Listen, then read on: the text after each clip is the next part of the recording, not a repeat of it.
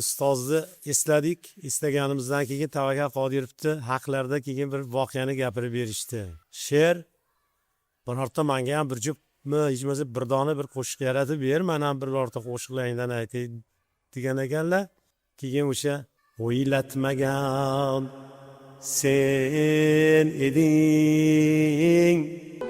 Kümeydi sen buydurup, yanmaydı sen yandırayım.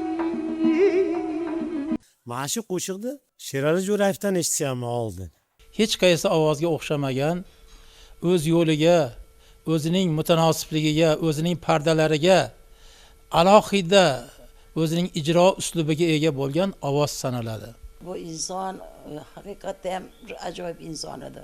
Germaniya chet davlatda dadamning Tavakkal Qodirovning bizni tashlab gran plastinkasini ko'rib, ibratli umrning timsoli edi, elimning bulbuli, mashhur Tavakkal.